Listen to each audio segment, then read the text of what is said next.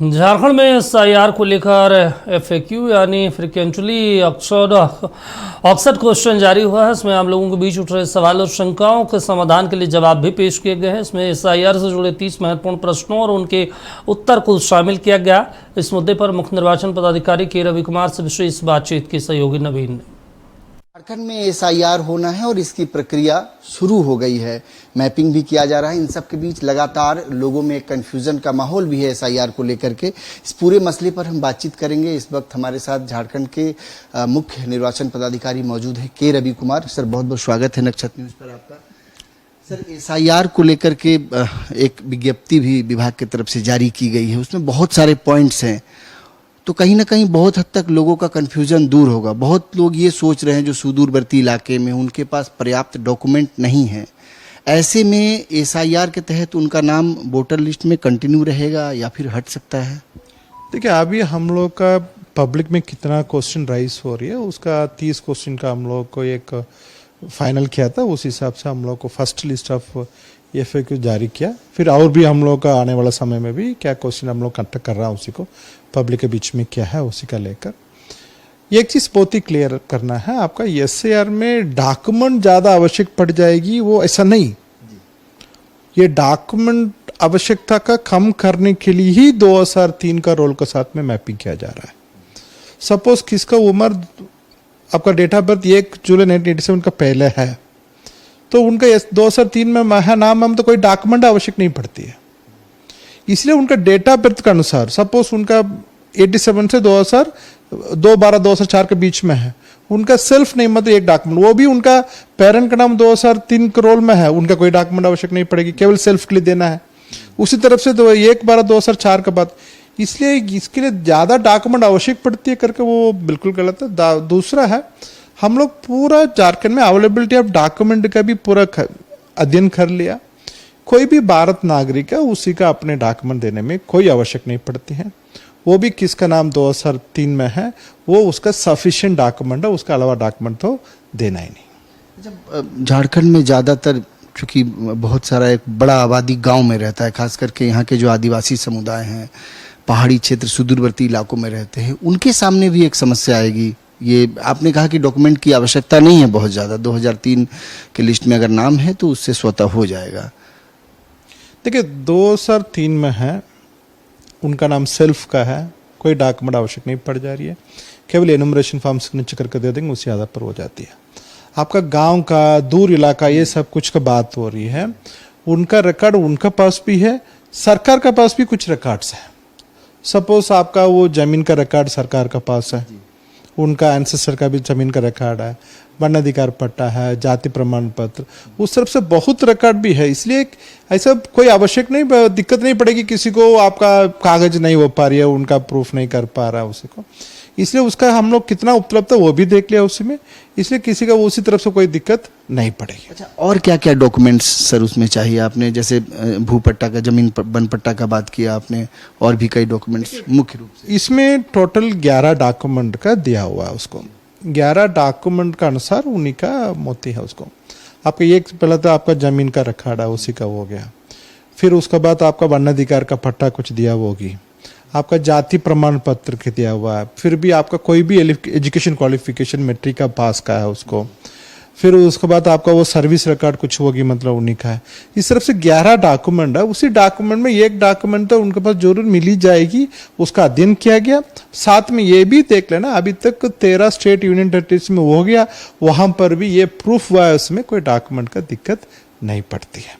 इसलिए कहां पर भी इस तरफ से स्पेशल केस हो रही है, वहां पर वो ईआरओ सक्षम है, उसी आधार पर स्पीकिंग ऑर्डर भी पारित करने के लिए आरपी एक्ट 1950 उनका अलाउ करती है उसको, उसी आधार पर वो भी काम करेंगे। अच्छा सर, इसका भी अध्ययन किया गया है क्योंकि बहुत सारे लोग जिन्होंने 2003 में झारखंड में रहते हुए वोट किया, लेकिन सूची में उनका नाम नहीं मिल रहा है, तो वैसे लोगों का क्या होगा? ये अपने उनका मेमोरी के आधार पर वो अपने बात का रख रहा है।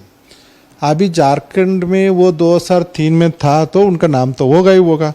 वोट दिया नहीं दिया करके आपका उनके 20 साल का पहले क्या काम किया तो उसकी याद कहाँ से आएगी आपको? वो मेरे लिए ऐसा मेमोरी का तो मेरे लिए डाउटफुल हो जाती है। फिर भी वर्तमान में आपका 2.64 करोड़ वोटर्स है, उसमें 2 करोड़ का अधिक का मैपिंग हो चुका है, केवल बचा हुआ उसी का भी, उसमें भी आपका वो एसडीडी वाला लिस्ट है, मतलब उसका काटने के बाद केवल बहुत कम आदमी का उसका भी प्रक्रिया चल रही है, इसलिए किसी वोटर का आइडेंटिफिकेशन करना बहुत ज़्यादा दिक्कत नहीं पड़ती है। सर मुख्य रूप से अगर एसआईआर को देखा जाए तो एक चर्चा है सर कि झारखंड में एसआईआर के तहत बहुत ज़्यादा छटनी हो सकता है, इन सब चीज़ों को आप कैसे देखते हैं? देखिए छटनी करके मतलब देखिए किसी का लिस्ट बाहर में जाएगी, अभी वर्तमान रोल में किसी का सूची बाहर में जाएगी, अभी आपका वो 5 कैटेगरी का है वो बाहर में जाएगी। कोई व्यक्ति का है वो अपने वो एब्सेंट है, मतलब उसी बूथ में है ही नहीं, उनका बारे में वहाँ का इवन वहाँ पॉलिटिकल पार्टी के बीएलए का रिप्रेजेंटेंट सब कुछ पता है, यहाँ रहता ही नहीं, मतलब उसके बारे में कोई पता नहीं, उसी केसेस का एब्सेंट बोला जाता है। सेकंड कैटेगरी होती है शिफ्टेड, वो वहाँ से जाके दूसरा कोई जगह पर चले गया, उसी प्लेस पर उनका कोई संबंध अभी रहा नहीं, उनका कोई मतलब है, वो शिफ्टेड कैटेगरी में आती है। फिर उसके बाद एक डेथ कैटेगरी होती है, वो मृत्यु हो गया, उनका नाम रहने के लिए तो मतलब नहीं होती है। फिर चौथा कैटेगरी होती है डुप्लीकेट, उनका नाम एक अधिक बार में है, आपका कानून के अनुसार एक जगह का ऊपर नहीं रहना चाहिए। तीसरा कैटेगरी होती है फॉरेनर का कुछ नाम में है करके उनका, ये 5 कैटेगरी का नाम उसी नाम से कटेगी। बाकी कोई भी भारत का नागरिक उनका 18 उम्र हो गया, झारखंड में किसी पोलिंग स्टेशन में रहता है, उनका 100% नाम उसमें आएगी। कोई भी भारत नागरिक उनका उम्र 18 है, झारखंड में कोई पोलिंग स्टेशन में रहता है, उनका लिए कोई चिंता नहीं करने की आवश्यक पड़ी, केवल वो अपने प्रोसेस में इलेक्शन एसआईआर प्रोसेस में अभी 2003 का नाम होगा, मतलब अभी बीएलओ का डिटेल देके मैपिंग कर लीजिए, उसके बाद अगला उसका मैपिंग किया नहीं किया, कोई नहीं मैपिंग नहीं कर पाया तो आपका इनमरेशन फॉर्म आपके घर पर आएगी, उसमें आप जरूर सिग्नेचर करके दे देंगे। मैपिंग हो चुका है, मैपिंग में कोई अनामली नहीं, मतलब ऑटोमेटिकली आपका रोल ड्राफ्ट रोल में भी आ जाती है, फाइनल रोल में आ जाती है। अभी भी मैपिंग चल रहा है ना सर? कुछ अभी मैपिंग चल रही है, मैपिंग चलते रहेगी। एक चीज़ और जानना चाहेंगे, कितना मौका देंगे लोगों को चुनाव आयोग की तरफ से अपने आप को ये प्रूव करने के लिए? जैसे मान लीजिए आपत्ति लिस्ट में नाम नहीं आ पाया तो उसके बाद कितना समय उनको मिल सकता है? देखिए एनुमरेशन फॉर्म व्यक्तिगत एक एक वोटर का नाम में प्रिंट होगा, 2026 रोल में कितना नाम है, एक एक व्यक्ति के नाम में 2 कॉपी प्रिंट होगा, उसमें वही इंडिविजुअल वोटर का ही डिटेल रहती है, उसका QR कोड बेस्ड रहती है, उसका लेकर आपका BLO डिस्ट्रीब्यूट करेंगे, उसका मिनिमम 3 बार जाएंगे, उनका घर पर डिस्ट्रीब्यूट होगा, मतलब उसमें देने के लिए ऑलरेडी हम लोगों का ये भी एक प्रोसेस कर लिया, प्रत्येक पोलिंग स्टेशन में मतलब प्रत्येक घर पर हम लोग स्टिकर भी दे दिया, आपका BLO खोना, आपका उनका नंबर क्या है, वो आपका घर पर जाकर डिस्ट्रीब्यूट करेंगे, उसके बाद मामला करेंगे, फिर आपका सिग्नेचर करके दे देंगे, आपका आ जाती है। सपोज उनका माइग्रेंट लेबर है, उनका कुछ बाहर रहता है, उनका फैमिली में कोई अडल्ट मेंबर यहाँ रहता है, उनका बिहाफ में वो भी सिग्नेचर करके एनुमरेशन फॉर्म को सबमिट कर सकते हैं, वो ऑटोमेटिकली आपको ड्राफ्ट रोल में आ जाता है। ड्राफ्ट रोल में आने के बाद उसमें आपका कहाँ पर कोई अनामलीज होगा, मतलब 2003 का रोल में आपका मैपिंग करने के समय में दोनों मैच नहीं कर रही है, उसमें कुछ मिसमैच है, उसी का लेकर आपका नोटिस आएगा तो आपको एक बार डॉक्यूमेंट देना है।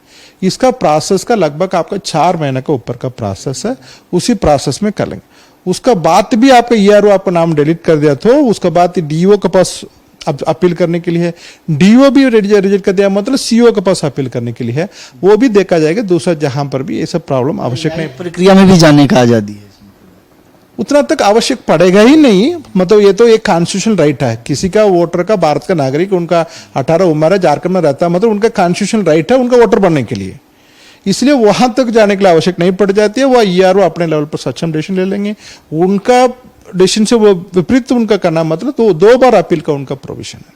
यानी 30 जून से सर 4 महीने तक का समय मिल रहा है लोगों को, मतलब 30 जून से आपका 29 जुलाई तक एनुमरेशन फॉर्म सबमिट कर देना है। आपका 2026 रोल में किस किस का नाम है सबको आएगी, वो आपका उसी पीरियड में आपका एनुमरेशन फॉर्म फाइल करना है। अभी उसका बाद आपका 2026 रोल में आपका नाम है ही नहीं, कुछ कारण हो सकते हैं, अभी नया 18 उम्र हुआ होगा नहीं, मतलब आप कहाँ पर भी पहले भी रजिस्ट्रेशन नहीं किया होगा, उसी केसेस का वो क्लेम्सन होगा। क्लेम मतलब क्लेम फाइल करेंगे, फॉर्म 6 फाइल करेंगे, उसका किसी का कोई ऑब्जेक्शन होगा मतलब डिलीट फाइल करेंगे, दूसरा कुछ जगह से शिफ्ट करना मतलब फॉर्म 8 करेंगे। वो आपका उसका बाद 1 महीना का रहती है। आपका 5 अगस्त से आपका 4 सितंबर तक होगा। उसी पीरियड में आपका एप्लीकेशन देना है उसका करने के लिए। फिर उसके बाद 1 महीने में उसका क्लेम्स एंड ऑब्जेक्शन का डिस्पोजल होकर फाइनल रोल में पब्लिश होगा। इसलिए इसी प्रोसेस के टाइम लेड में अपने काम का पूरा करना है। बेहद शुक्रिया सर हमसे बातचीत करने के लिए। तो के रवि कुमार हमारे साथ मौजूद थे। जाहिर तौर पर SIR को लेकर के जो बहुत सारा कन्फ्यूजन का जो एक माहौल है इस वक्त, उन सब के बीच उन्होंने बहुत स्पष्ट, बहुत साफ जानकारी दी। उम्मीद है इस जानकारी से आप बहुत कुछ जान और समझ पाए होंगे और इस बात को लेकर बहुत आश्वस्त होंगे कि झारखंड के अगर आप निवासी हैं, भारत के निवासी हैं, तो आपका नाम SIR में नहीं कटेगा। आप निश्चिंत रहें। सहयोगी नीरज के साथ नवीन शर्मा, नक्षत्र न्यूज, रांची।